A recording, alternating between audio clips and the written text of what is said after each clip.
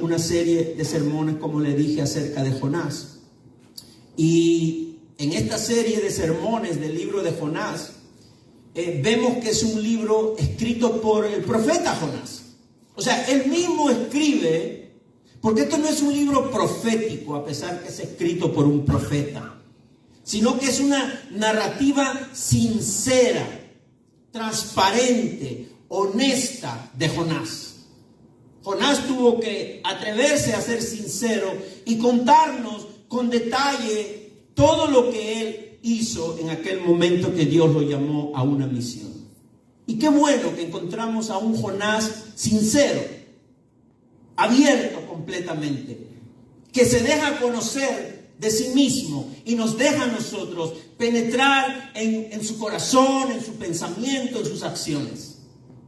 Por eso digo, no es un libro profético, pero es un libro escrito por un profeta donde nos entrega una narrativa sincera y también nos muestra la historia de la misión que recibe este profeta de parte de Dios.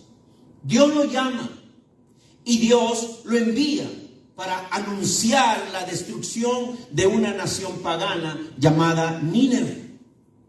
Y en este libro, en los 4 capítulos, hay muchas lecciones, muchísimas lecciones, de las que yo puedo rescatar, por ejemplo, el llamado de Dios al profeta, el carácter de Jonás en llevar la misión, la naturaleza eficaz y completa de la conversión de un pagano hacia la fe de Dios, el descontento de Jonás, y en fin, muchísimas lecciones podemos sacar del libro de Jonás.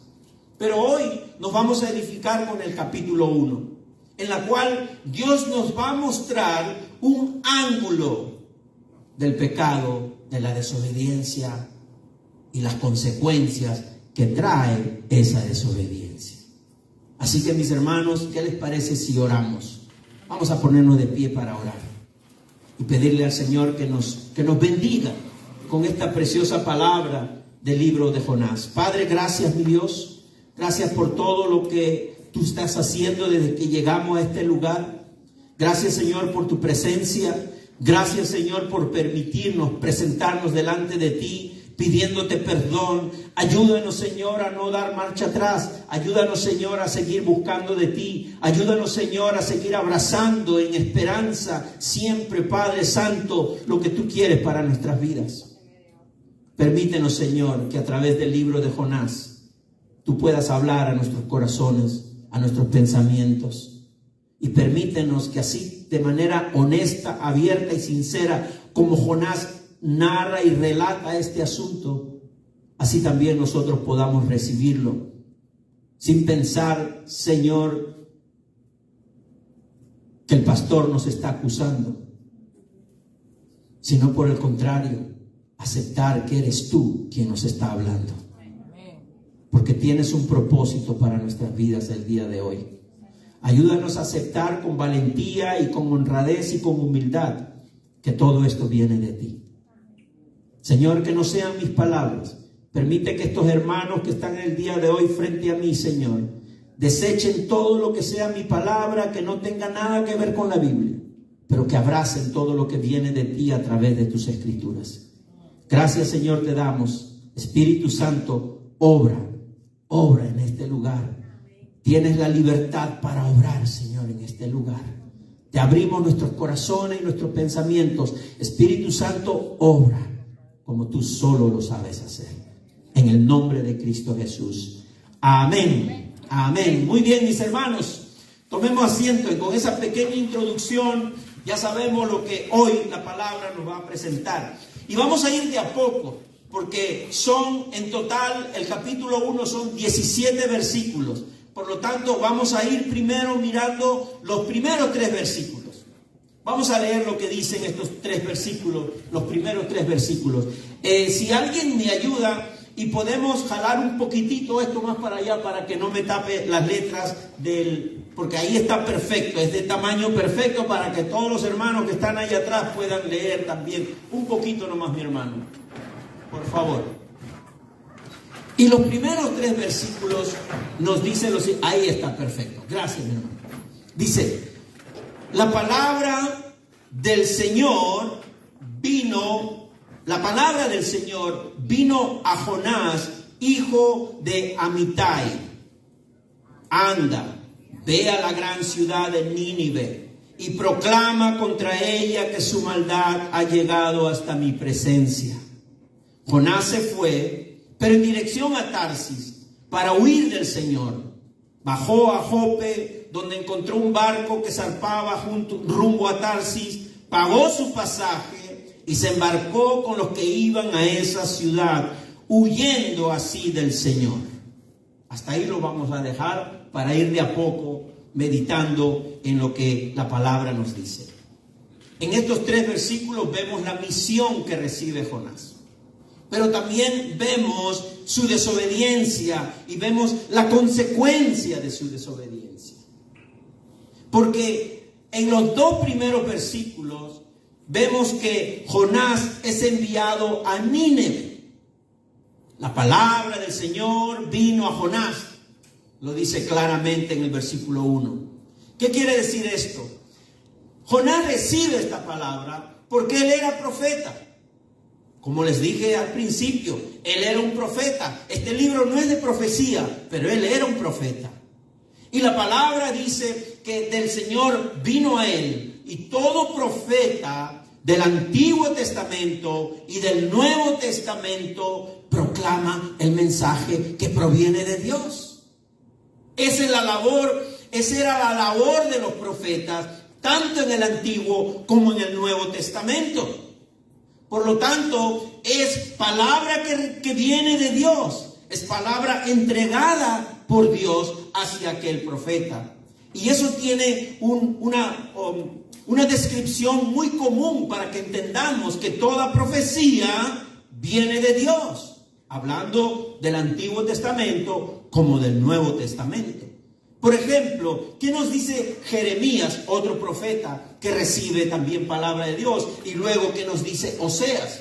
El profeta Jeremías escribe y dice: la palabra del Señor vino a Jeremías en el año 13 del reinado de Josías, hijo de Amón, rey de Judá. Habían reyes en el pueblo de Israel, pero el que recibía el mensaje de Dios era directamente el profeta. Por lo tanto, Jeremías recibe y da a entender al pueblo, al escribir este libro de Jeremías, da a entender al pueblo y dice: la palabra del Señor vino a Jeremías. La palabra del Señor viene al profeta. Y más adelante en el versículo 4 vuelve a decir Jeremías: la palabra del Señor vino a mí, dice Jeremías. Entonces hay una descripción exacta de cómo reciben los profetas la palabra de Dios, el mensaje que deben anunciar. Y Oseas capítulo 1, versículo 1 dice lo siguiente: dice Oseas, esta es la palabra del Señor que vino a Oseas, hijo de Berí, durante los reinados de Usías, Jotán, Acaz y Ezequías, reyes de Judá. Por lo tanto, cuando en Jonás vemos que también la Biblia dice la palabra del Señor vino a Jonás, estamos entendiendo que la profecía, de acuerdo con estos pasajes, más el de Jonás, no es una palabra de adivinación, como nos quieren hacer ver los profetas de estos días, o algunos para ser más justos.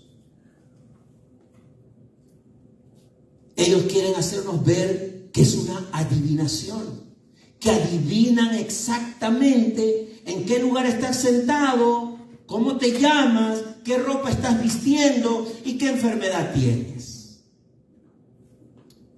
Cuando muchas veces se ha descubierto que al entrar la persona le preguntan su nombre y hasta le dicen: vamos a orar por ti, ¿tienes alguna enfermedad? Y pone su enfermedad. Entonces eso se lo anuncian al profeta por una comunicación, y hay testimonios y hay pruebas de eso. Y el profeta dice: en este momento me está hablando el Señor, y acá hay una persona que se llama tal, que tiene esta enfermedad.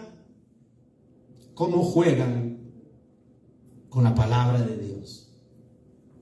Entonces, La profecía no es una adivinación. La profecía tampoco es el mensaje que proviene de la mente o del corazón del profeta. Es una revelación dada por Dios. Mi entendimiento, a través de todos estos años en el Evangelio, siendo testigo de muchos hermanos de otras denominaciones, mi entendimiento con respecto al tema de la profecía en la actualidad es que todo lo que Dios quiere revelar a su pueblo, todo lo que Dios quiere revelar a su pueblo, ya está escrito. Ya está escrito. No hay nueva revelación. No hay revelación fresca. No hay revelación nueva. Porque todo lo que es fresco, nuevo y revelación de Dios está aquí escrito. Mi Biblia tiene exactamente 1251 páginas, desde Génesis hasta Apocalipsis. 1251 páginas. ¿Ha usted ya leído toda la revelación de Dios para su vida? Porque la revelación de Dios para nuestras vidas y lo que Dios ya dejó escrito en mi Biblia están en 1259 páginas. Por lo tanto, la pregunta es, o en todo caso, lo que trato de decir es que la revelación de Dios empieza en Génesis 1 y termina en Apocalipsis, en el último pasaje y en el último versículo. Usted quiere revelación nueva, de repente lo nuevo va a ser lo que usted no ha leído todavía. No sé cuántos han leído Jeremías, no sé cuántos han leído Oseas, no sé cuántos han leído Tesalonicenses, no sé cuántos han leído Osías, Malaquías, Zacarías, Joel, Daniel y todos esos libros, los 66 libros. ¿Usted quiere saber la revelación de Dios para su vida, una profecía de Dios para su vida? Lea los 66 libros completos. Y usted se va a encontrar con nuevas revelaciones. Revelaciones frescas, no adivinación. Por eso, mis hermanos, no hay nueva revelación que no esté escrito en esta palabra. No hay nueva revelación que no esté aquí en las Sagradas Escrituras, y menos adivinación. Tenga mucho cuidado. En las redes sociales, al diablo lo disfrazan de ángel y a los ángeles de diablos. Tenga mucho cuidado. Por lo tanto, Jonás el día de hoy nos está dando la información de que él era hijo de un profeta, porque dice el versículo el que sigue, mi hermano. Dice el anterior, para leer ahí mismo. Dice, palabra del Señor vino a Jonás, hijo de Amitai. Anda, ve a la gran ciudad Nínive y proclama contra ella que su maldad ha llegado hasta mi presencia. Ahí nos estamos dando cuenta que Jonás recibe un mensaje de Dios, por lo tanto es profeta, y además él declara, él anuncia que es hijo de Amitai. Pongamos entonces, mi hermano, lo que dice Segunda de Reyes 14:25, porque de repente Jonás no se presenta, yo soy profeta, pero miren lo que dice Segunda de Reyes. Él fue quien restableció las fronteras de Israel desde Lebó, Hamad hasta el mar del Arabá, según la palabra que el Señor, Dios de Israel, había dado a conocer por medio de su siervo Jonás, hijo de Amitai, el profeta de Gad-Hefer. El pueblo de Jonás se llamaba Gad-Hefer y él era profeta, hijo de Amitai, otro profeta en la familia. Amitai significa fidenigno. Amitai significa veraz. Y en el desarrollo de la historia de Jonás, vemos que Jonás no honra su labor de profeta, pues intenta oponerse al llamado de Dios. Siendo profeta, no honra la labor que Dios le ha encomendado, sino al contrario, huye y desobedece a Dios. Veamos un poquito más esta situación de Jonás, el que sigue, mi hermano. Porque en la palabra encontramos que el mismo Jonás nos hace ver qué es lo que Dios le dijo. Y Dios le dijo: anda, ve a la gran ciudad de Nínive y proclama contra ella que su maldad ha llegado hasta mi presencia. Nínive, ¿de dónde sale esta ciudad? Ahora tendremos revelación nueva para los que no sabían esto, pero que viene desde las Escrituras. Porque Nínive, y no estoy adivinando, me ha tocado estudiar, Nínive fue fundada por Nimrod. ¿Y quién era Nimrod? Hijo de Cush. ¿Y quién era Cush?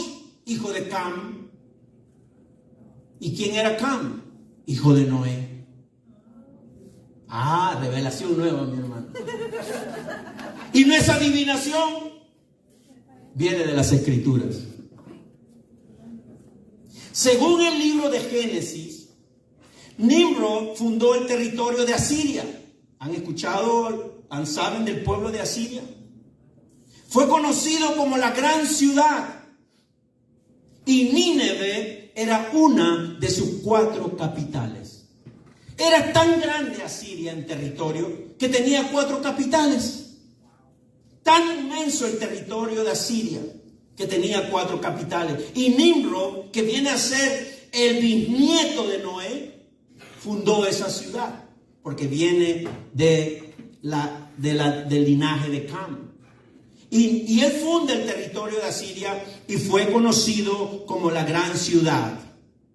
Por eso que muchos relatos del Antiguo Testamento mencionan que el imperio de Asiria asaltaba cruelmente al pueblo de Dios en múltiples ocasiones, hasta que terminó destruyendo al reino de Israel.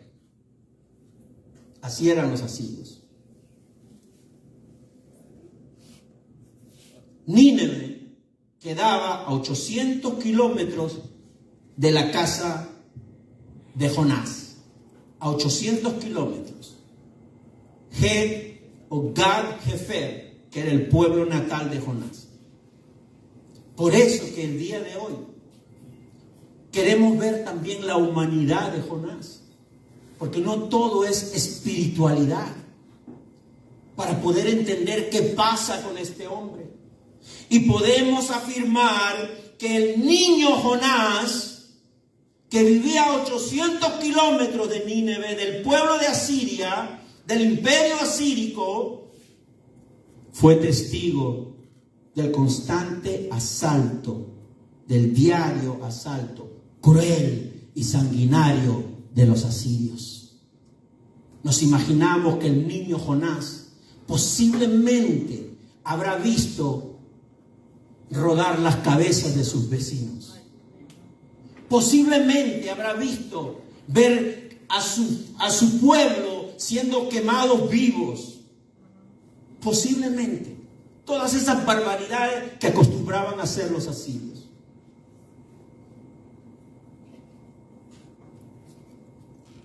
Mis hermanos, este versículo 2 nos hace ver que Dios le da una orden. ¿Y cuál es la orden? Entendamos la orden de Dios. No el que quitaste, mi hermano. Ahí. Ve a la gran ciudad de Nínive y proclama contra ella que su maldad ha llegado hasta mi presencia. Ese es el mandato de Dios. Esa es la orden de Dios. Es la orden profética de Dios para este profeta. Su maldad ha llegado hasta la presencia de Dios. Y Jonás, el que escribe este libro, que es el mismo Jonás, nos describe, no nos da detalles de cuál es la maldad de Nínive. No nos da detalles. Pero el profeta Nahum sí nos da los detalles. Leamos lo que dice Nahum, capítulo 2, versículo 13, desde el 13 hasta el capítulo 3, versículo 3, para que entendamos a este pueblo de Asiria. ¿Por qué el Señor quiere que Jonás vaya y anuncie, ¿verdad?, la destrucción contra ellos, porque su maldad ha llegado a los ojos del Señor. Y dice Nahum: pero ahora yo vengo contra ti, afirma el Señor omnipotente, reduciré a cenizas tus carros de guerra. Eran guerreros 100%. Y mataré a filo de espada tus leoncillos. Y no son los leoncillos animales, sino que eran tan sanguinarios que hasta los niños tenían esa actitud de sanguinarios. Pondré fin en el país a tus rapiñas y no volverá a oírse la voz de tus mensajeros. Ay de la ciudad sedienta de sangre, repleta de mentira, insaciable en su rapiña, aferrada a la presa. Así eran los asirios. Se oye el chasquido de los látigos, el estrépito de las ruedas, el galopar de los caballos, el chirrido de los carros, la carga de la caballería, el fulgor de las espadas, el centellear de las lanzas, la multitud de muertos, los cuerpos amontonados, los cadáveres por doquier, en la que todos tropiezan. Si usted alguna vez ha visto algún documental del Holocausto, imagínese 10 veces más terrible que el Holocausto. ¿Qué entendemos con la orden de Dios? Bueno, entendemos que es una ciudad con habitantes de crueldad.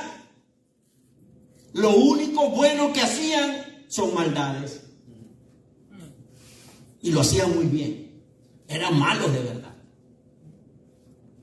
El pueblo de Dios sufrió mucho en manos de los asirios, que tenían como capital Nínive. Mis hermanos, vayamos al versículo 3. Dice la palabra: Jonás se fue. Aparentemente se fue a obedecer lo que Dios le había encomendado. Pero dice, se fue, pero en dirección a Tarsis, para huir del Señor. Bajó a Jope, donde encontró un barco que zarpaba rumbo a Tarsis, pagó su pasaje y se embarcó con los que iban a esa ciudad, huyendo así del Señor.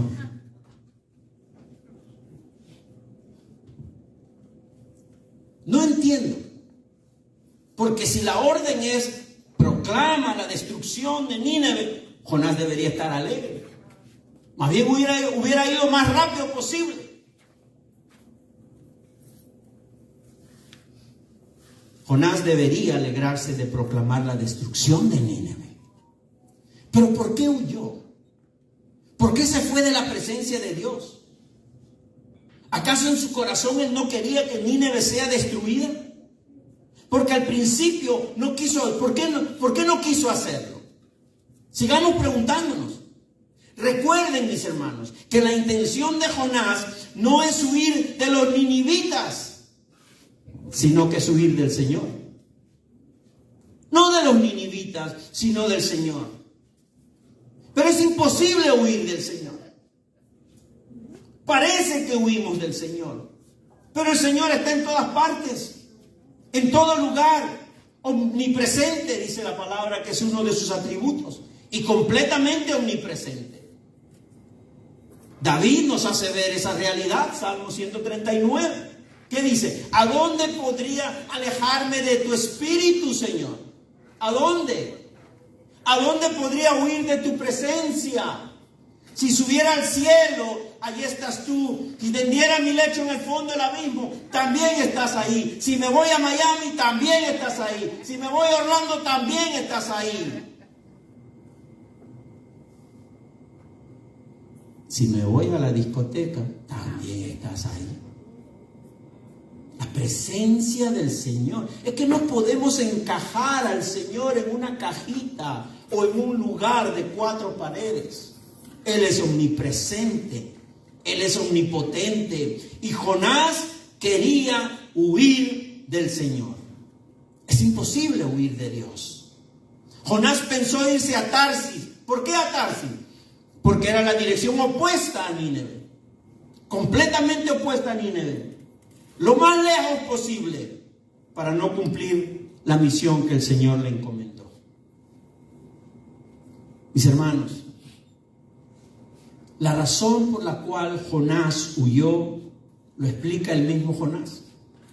El mismo Jonás lo explica.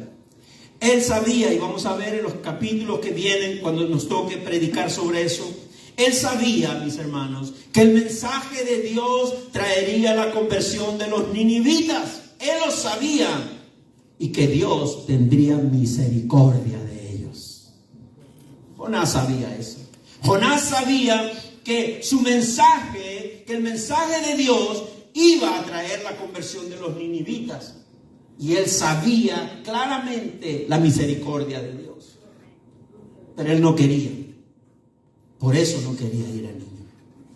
Pero vamos a ver, ya estamos viendo lo que hace Jonás. Y a veces nos emocionamos tanto con los personajes de la Biblia y decimos, yo quiero ser como Abraham, yo quiero ser como Moisés, yo quiero ser como David, yo quiero ser como tal, como Josué. Y nos olvidamos de lo que está haciendo Dios. Y aquí lo que más nos debe importar no es lo que hace Jonás, porque también nosotros lo hacemos. Así que aprender de Jonás, no creo. Pero sí podemos aprender de Dios. ¿Qué es lo que está haciendo Dios? Veamos los versículos del 4 al 10. Dice, pero el Señor lanzó sobre el mar un fuerte viento y se desencadenó una tormenta tan violenta que el barco amenazaba con hacerse pedazos. Los marineros, aterrados y a fin de aliviar la situación, comenzaron a clamar cada uno a su Dios, con minúscula, ¿lo notan? Cada uno a su Dios, y a lanzar al mar lo que había en el barco. Jonás, en cambio, había bajado al fondo de la nave para acostarse y dormía profundamente. El capitán del barco se le acercó y le dijo, ¿cómo puedes estar durmiendo? ¡Levántate! ¡Clama a tu Dios! Quizás se fije en nosotros y no perezcamos. Los marineros, por su parte, se dijeron unos a otros, vamos, echemos suerte para averiguar quién tiene la culpa de que nos haya venido este desastre. Así lo hicieron y la suerte recayó en Jonás. Entonces le preguntaron, dinos ahora, ¿quién tiene la culpa de que nos haya venido este desastre? ¿A qué te dedicas? ¿De dónde vienes? ¿Cuál es tu país? ¿A qué pueblo perteneces? Soy hebreo y temo al Señor, Dios del cielo, que hizo el mar y la tierra firme, le respondió. Al oír esto, los marineros se aterraron aún más.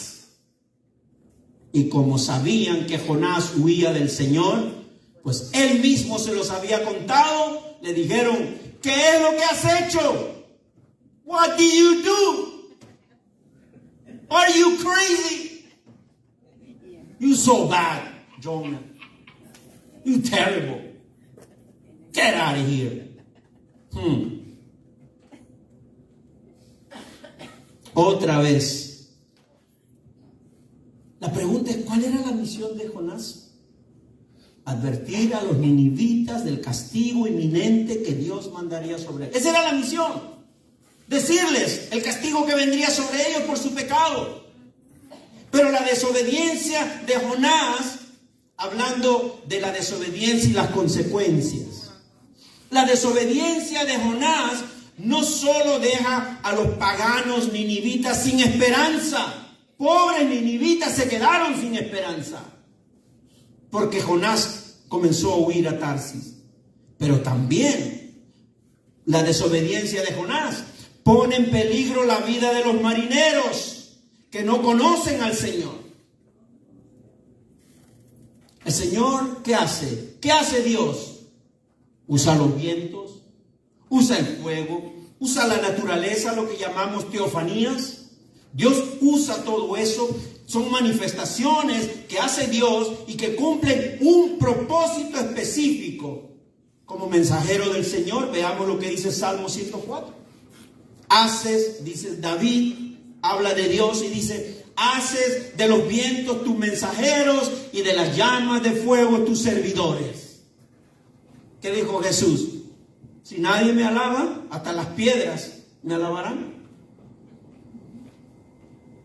Y nosotros que estamos pensando, ay, qué bueno que lo tengo contento a Dios porque hoy vine a la iglesia.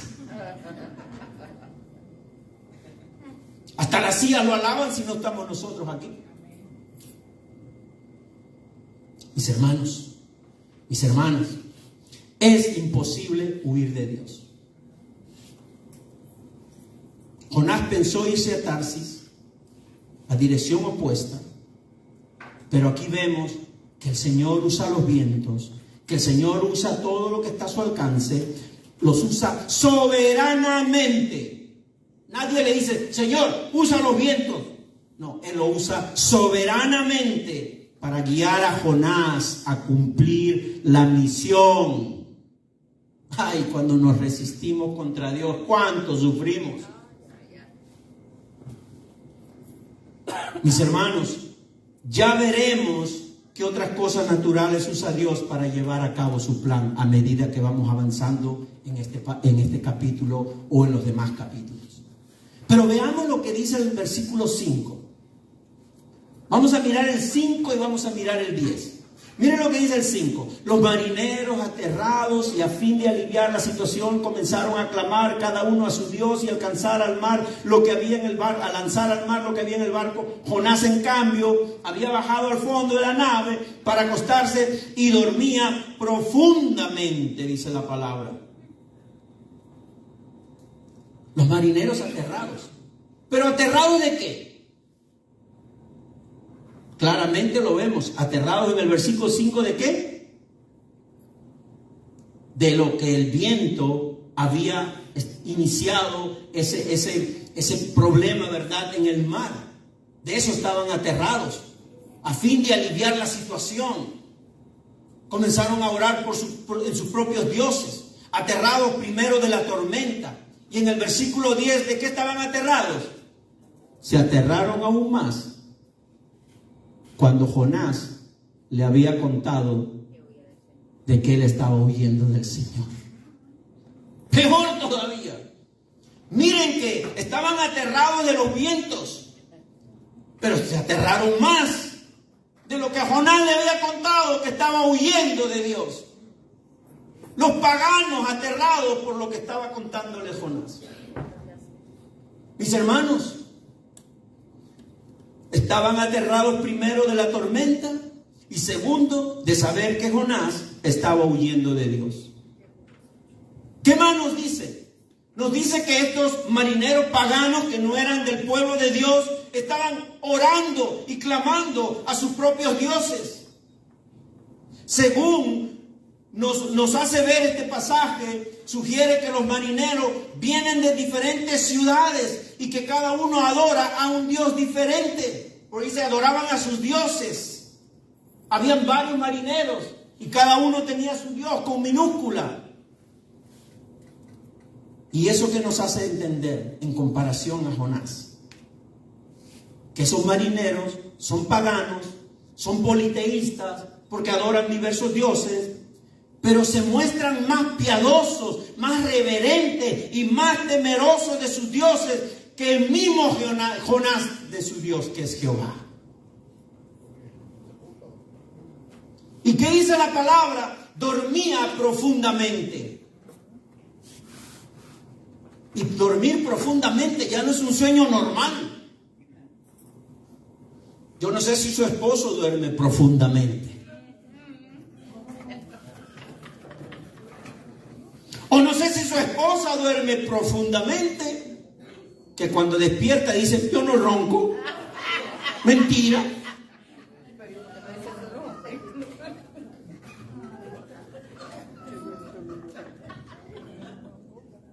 Mentira del diablo, yo no ronco. Dormía profundamente, que ya sale de lo normal. Mientras los marineros al principio de la tormenta y el miedo invocaban a sus dioses, dioses con minúscula, dioses falsos, dioses que no existen, dioses de la imaginación de ellos. Al fin ellos decían que era Dios, pero no eran dioses, lo sabemos, ¿verdad? Pero mientras ellos invocaban a sus dioses, Jonás se había ido a dormir. creyendo que podía evadir la presencia de Dios. Ya me alejé, ya estoy llegando a Tarsis. Yo me voy a dormir. Ya eso pasó. Que se busque otro. ¿Qué dicen los versículos del 6 al 8? El capitán del barco se le acercó y le dijo: ¿cómo puedes estar durmiendo? Levántate, clama a tu Dios. Quizás se fije en nosotros y no perezcamos. Los marineros por su parte se dijeron unos a otros: vamos, echemos suerte para averiguar quién tiene la culpa de que nos haya venido este desastre. Así lo hicieron y la suerte recayó en Jonás. Entonces le preguntaron: dinos ahora, ¿quién tiene la culpa de que nos haya venido este desastre?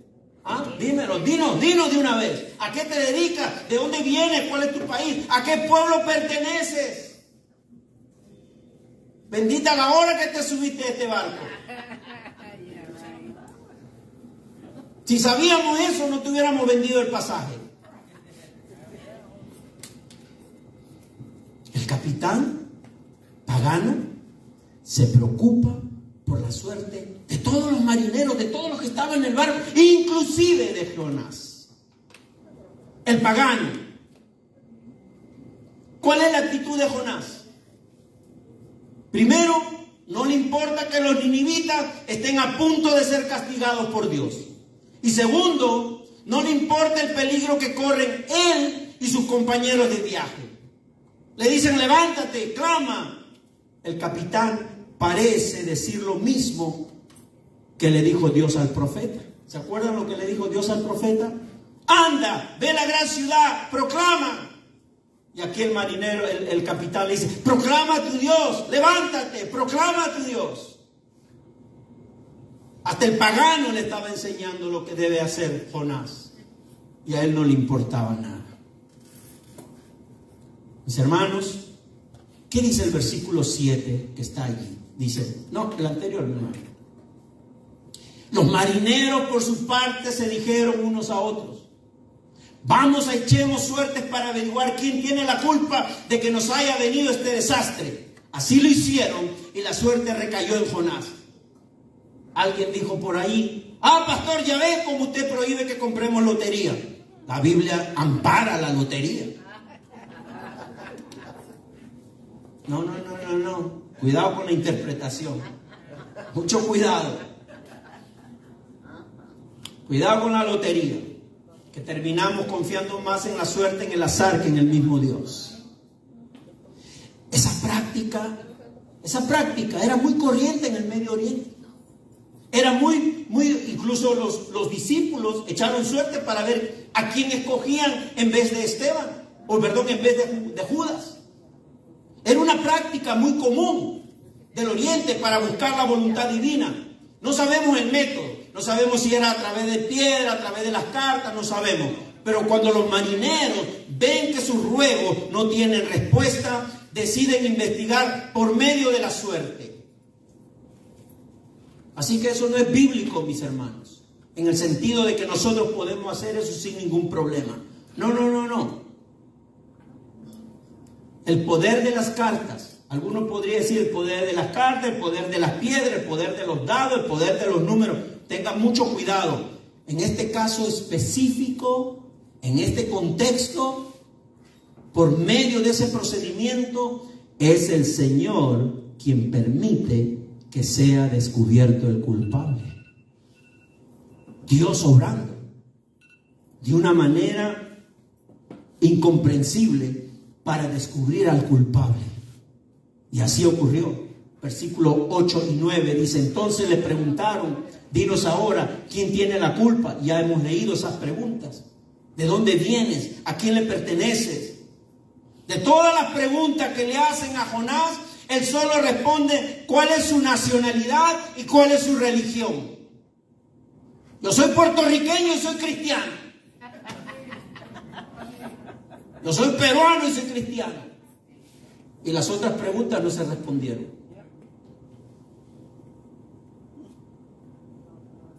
Habla de su nacionalidad y responde acerca de su religión. Porque dice, ¿qué dice Jonás? Entonces le preguntaron, dinos ahora, ¿verdad? ¿A qué pueblo pertenece? Ponme el que sigue, mi hermano. Soy hebreo, dice el versículo 9. Soy hebreo, de pura cepa. Y temo al Señor. ¿Oh, sí? You kidding me. Que temes al Señor. Al Dios del cielo, que hizo el mar y la tierra, firme le respondió. Solo respondió su nacionalidad y solo respondió su religión. Porque él dijo, yo temo al Señor. ¿Y qué nos hace ver esa respuesta, mis hermanos? ¿Cómo interpretamos la respuesta de Jonás? Porque si tuviera temor de Dios, se debería evidenciar en la adoración y el sometimiento a Dios. Eso es lo natural que debe suceder a todos los que dicen que temen a Dios, a todos los que dicen que son creyentes. Deberían reconocer, ¿verdad?, que se someten a Dios porque están confesando que temen al Señor. Pero parece que Jonás, su confesión es solo de reconocimiento, mas no de verdadera reverencia y temor a Dios. Una cosa es el remordimiento, otra cosa es el arrepentimiento. El remordimiento no nos lleva al Señor muchas veces, pero el arrepentimiento sí. Mis hermanos, los marineros entendieron que el Dios de Jonás es el más poderoso. Dije Jonás, ¿verdad? Sí. Jonás, dije, no, Jonás, el más poderoso. En el antiguo Oriente reconocían que el Dios supremo, el Dios más grande de todos los dioses, era aquel que tenía dominio sobre los mares. Y como él demostró que tuvo dominio sobre el mar, entonces los marineros, el capitán y todos los que estaban ahí, menos Jonás, reconocieron que ese es un Dios todopoderoso, que es el más grande de todos los dioses, que no hay nadie como él, lento para la ira y grande en misericordia, que es bueno, que no nos castiga a pesar que debe castigarnos, que sigue aquí con nosotros a pesar que no debería estar con nosotros. Yo no sé si usted le da un aplauso al Señor, al Dios de todo lo que significa la creación en este mundo.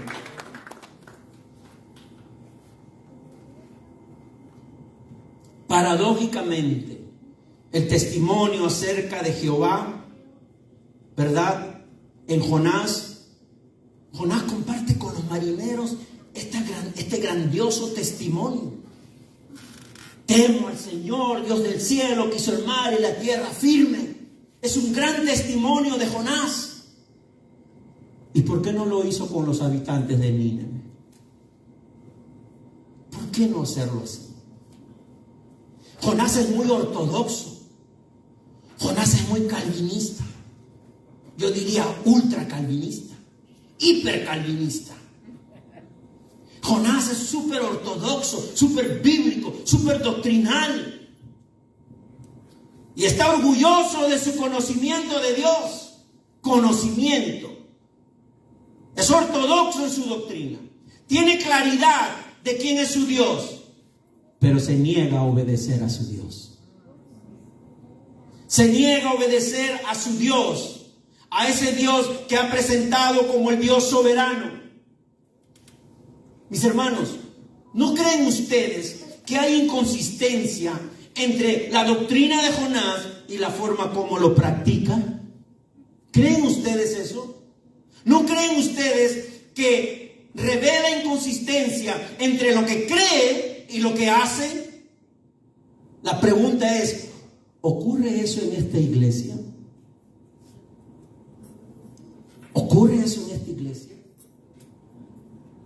Que a veces somos como Jonás, súper ortodoxos, conocedores de nuestra doctrina, conocemos al Dios, pero nuestras acciones dicen todo lo contrario.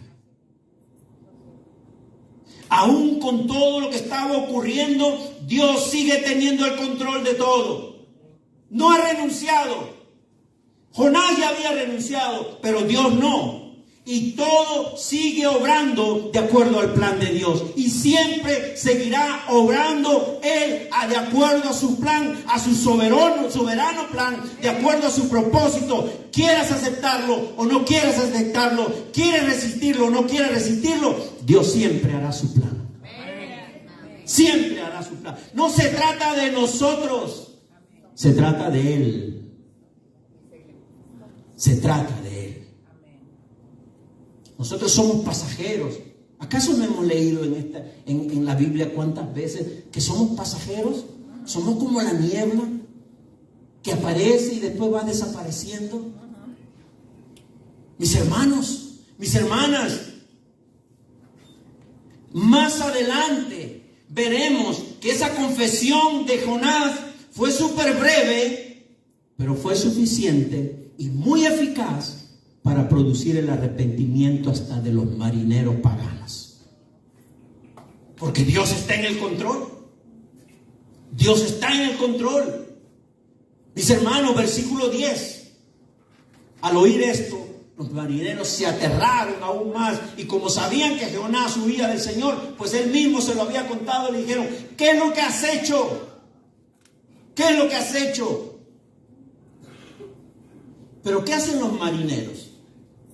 Se aterraron, sabían que Jonás huía, él mismo se lo había contado, y le reprochan: ¿qué es lo que has hecho? ¿Cómo usted interpreta esa afirmación? ¿Qué es lo que has hecho? ¿Sabe qué, mis hermanos? Los marineros comprenden que el Dios de Jonás era quien había desencadenado las fuerzas de la naturaleza para impedir que Jonás escape. Para impedir que Jonás escape. Dios está por sobre todos nosotros. Él nos deja que nos movamos libremente. ¿Quiere hablar de libre albedrío? Hablemos de libre albedrío. Muévase como quiera, pero Dios siempre está en el control de todo. Si para Dios usted se va a la derecha y Él no quiere que usted se vaya a la derecha, usted va a regresar tarde o temprano a los brazos del Señor.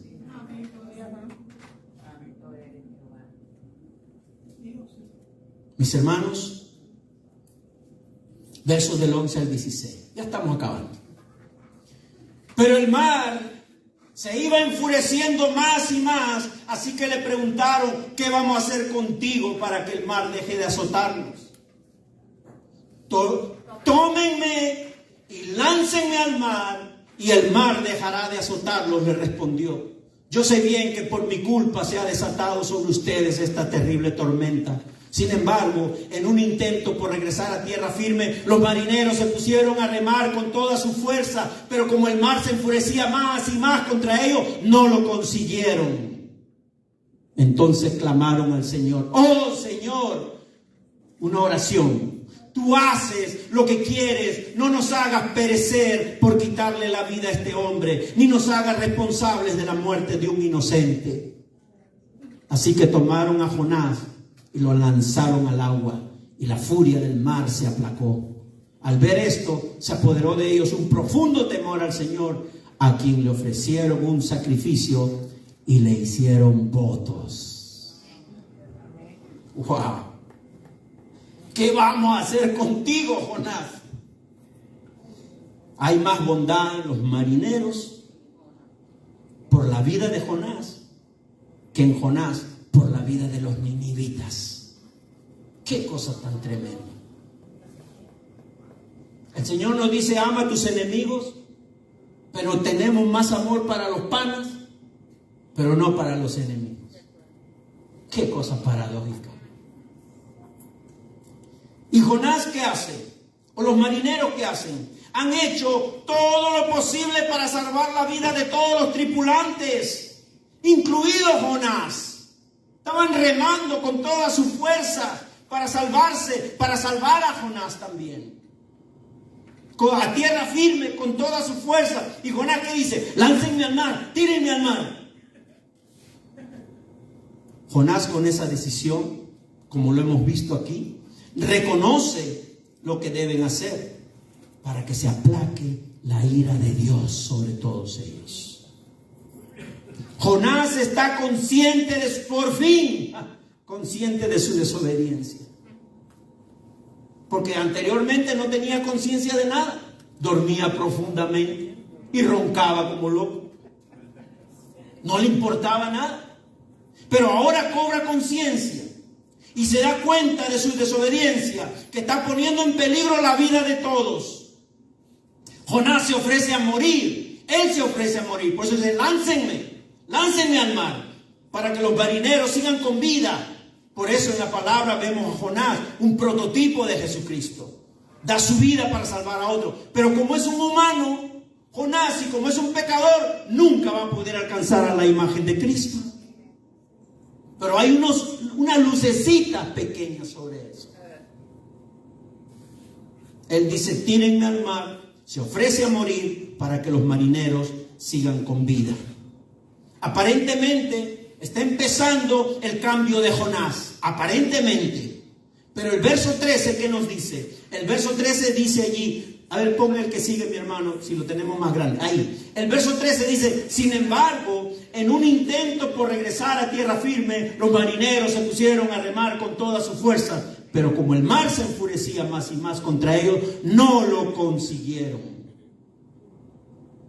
Se pusieron a remar con todas sus fuerzas, con miedo y con fuerza, con todos los deseos humanos. Eso significa un esfuerzo muy intenso para llegar a tierra firme. Hace un momento dije que había más bondad en los marineros paganos por salvar la vida de Jonás que en Jonás por salvar la vida de los ninivitas. Ahora podemos ver en este pasaje que ese esfuerzo rápido que hacen los marineros por llegar a la tierra firme para salvarse contrasta con el esfuerzo rápido de Jonás por rehusar ir a Nínive. Alejarse de Dios y perderse. El mar se enfurecía más y más, dice la palabra. El mismo Jonás lo cuenta, porque él es el que está escribiendo esto. Jonás escribe su propia historia.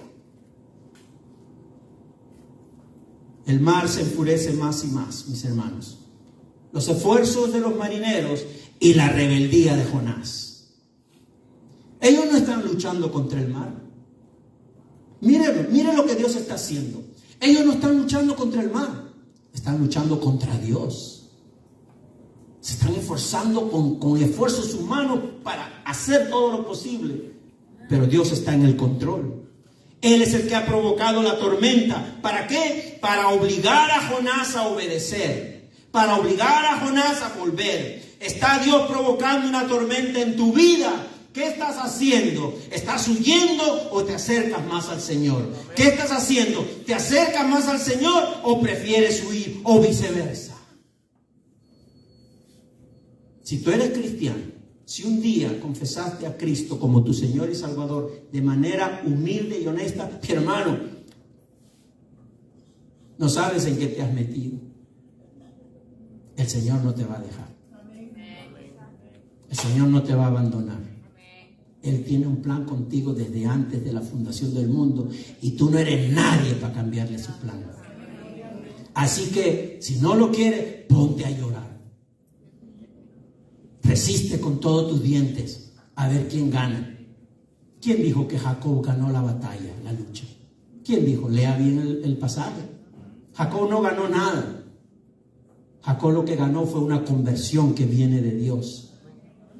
Porque fue el único momento en su vida que dijo la verdad. ¿Cómo te llamas? Dios sabía cómo se llamaba, pero ¿y cómo te llamas? Digo, me llamo embustero. Espérate, todavía faltan mis otros nombres, mis apellidos. Mentiroso, engañador. Y dicen que él ganó la batalla. Ganó cuando se abrió completamente, verdaderamente y sinceramente al Señor. Y ahí recibió la bendición. Mi hermano, ¿quién puede contra Dios? El intento de los marineros por alcanzar la tierra firme es inútil, como el intento de Jonás es inútil huir de Dios. Dios tiene el control de todo y se hará lo que Dios ha planeado, aún con los esfuerzos de los marineros y aún con la rebeldía de Jonás. Mis hermanos, vamos a leer el 14 al 16 para terminar. Entonces clamaron al Señor. Oh Señor, los marineros, los paganos. Ahora los paganos están de rodillas clamando al Señor, al verdadero Dios, al único Dios. Clamaron al Señor. Oh Señor, tú haces lo que quieres, reconocieron los paganos. No nos hagas perecer por quitarle la vida a este hombre, ni nos hagas responsables de la muerte de un inocente. Así que tomaron a Jonás, lo lanzaron al agua y la furia del mar se aplacó. Al ver esto, se apoderó de ellos un profundo temor al Señor. Ya reverencia, no miedo, sino reverencia. A quien le ofrecieron un sacrificio y le hicieron votos. Gloria a Dios. Mis hermanos, oran al Dios de Jonás y no a sus propios dioses. Ojo, ya no están orando a sus propios dioses. La confesión de Jonás produjo efecto en los marineros. Ojalá que produzca efecto en nosotros el día de hoy. Reconocen que Jehová es el soberano Dios. Es una súplica pidiendo perdón por tener que lanzar a Jonás al mar. ¡Qué misericordia! ¡Qué bondad! ¡Qué compasión de los marineros paganos! Sufrir por lanzar a Jonás al agua. Nosotros queríamos, lo lanzamos con más fuerza todavía. Que se vaya de aquí, está dañando todo esto.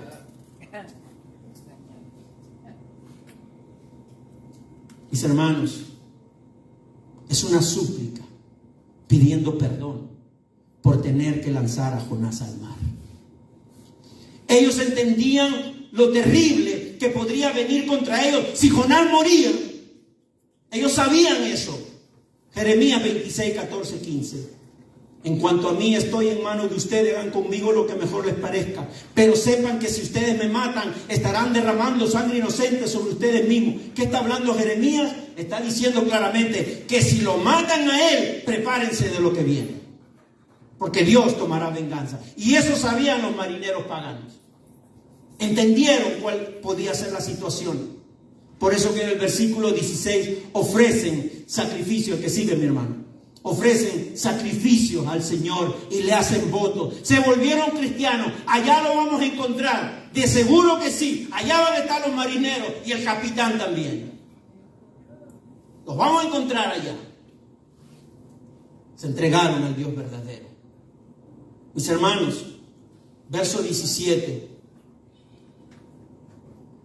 El que sigue, mi hermano. El Señor, por su parte, dispuso un enorme pez para que se tragara a Jonás, quien pasó 3 días y 3 noches en su vientre. Señor, sigue orando. Puede mover a un pez gigante, puede mover los vientos, puede hacer lo que Él está a su alcance para cumplir su plan. Cuidado que a la salida nos encontramos con un pez gigante. Mis hermanos, el Señor dispuso, dice la palabra. El Señor por su parte dispuso. Nadie le impuso, nadie lo obligó. Él es soberano y Él hace como Él quiere. Denle un aplauso grande al Señor, porque todo lo que a Él le da la gana hacer contigo es para un buen propósito. Es para un buen propósito. Él lo dispuso, significa que Él está al mando de todo. Esa frase también está más adelante y muchos teólogos relacionan de manera teológica esa experiencia de Jonás de 3 días dentro del pez y 3 noches con la sepultura de Cristo y la resurrección de Cristo. Mateo 12, 40, 41. Jesús mismo dice, porque así como 3 días y 3 noches estuvo Jonás en el vientre de un gran pez, también 3 días y 3 noches estará el Hijo del Hombre en las entrañas de la tierra. Entrañas de la tierra, en el Hades, no en el infierno, como algunos han querido decir. Porque Hades no solo significa infierno, sino significa también sepultura. Por eso aquí vemos que Jesús bajó y descendió, no al infierno, sino a las entrañas de la tierra, que es la sepultura.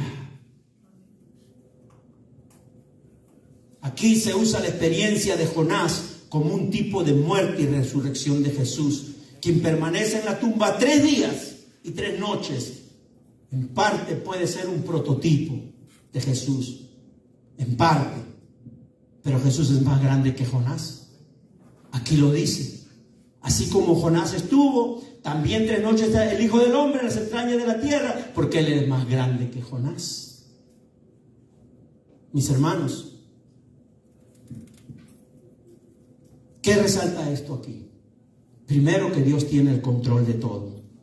Aún cuando Jonás está huyendo, mis hermanos, aún cuando Jonás huye, provoca una tormenta para llevar a cabo su plan y el propósito de tratar con la desobediencia de Jonás. Él va a tratar con tu desobediencia.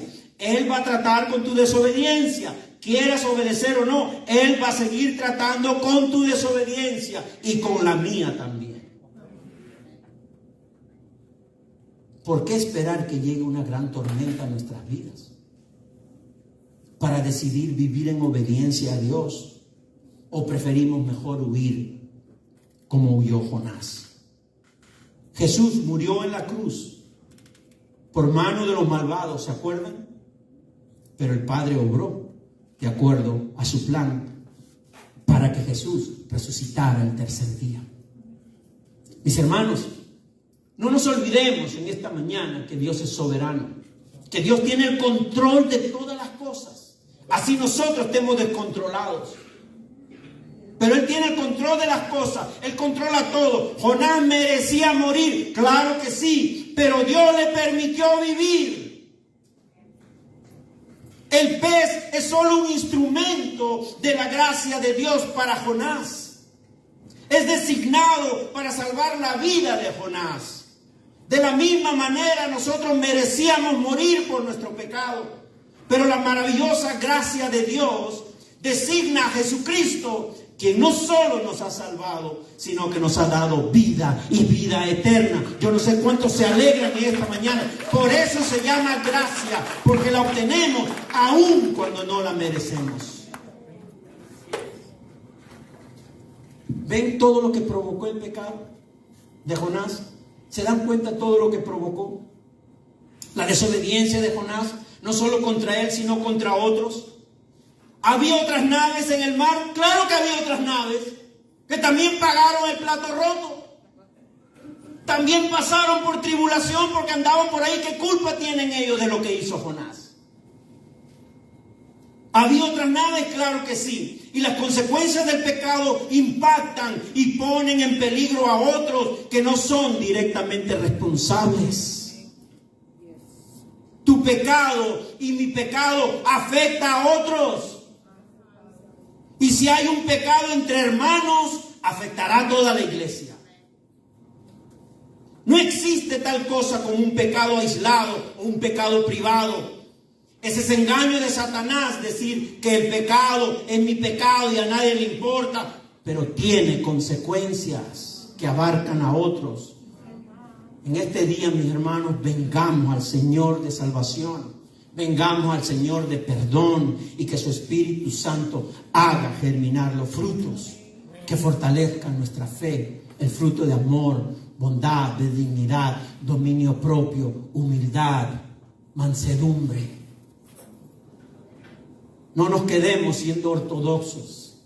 Pongamos en práctica lo que predicamos. Que el Señor me los guarde, que el Señor me los acompañe. Vamos a ponernos de pie para cerrar este tiempo con una oración y que el Señor mismo nos despida en esta mañana. Oremos, mis hermanos. Padre, gracias te damos, Señor. Qué gran lección que tú nos das el día de hoy. Gracias por tu palabra. Gracias porque hoy nos has revelado revelación fresca que están en tu palabra preciosa, en las Sagradas Escrituras. Gracias, mi Dios. Bendice a cada hermano, a cada hermana. Sigue obrando, Señor, en nuestras vidas. Sin ti no tenemos rumbo. No sabremos qué hacer. Ayúdanos, Señor. Regrésanos de Tarsis. Devuélvenos, Señor. Y si tú decides meternos en la boca de un pez gigante, ahora que conocemos lo que has hecho con Jonás, Señor, haz lo que quieras de nosotros. Haz lo que quieras de nosotros, Señor. Gracias, Cristo, porque tú sí resucitaste. Jonás no, pero tú sí. Y en ti hemos puesto toda nuestra fe. Toda nuestra alabanza y toda la gloria es para ti, Jesús. Rey de reyes y Señor de señores. Gracias te damos en el nombre del Padre, del Hijo y del Espíritu Santo. Y todo el pueblo de Dios dice amén. Denle un aplauso grande al Señor. Salúdense, bendigan a las hermanas, a las visitas. Quédense para que compartan un café. Que el Señor los guarde y los acompañe. Y nos volvemos a reencontrar el próximo domingo. Ya saben que el sábado tenemos una cita a las 9 de la mañana en el terreno de la iglesia. Bendiciones para todos.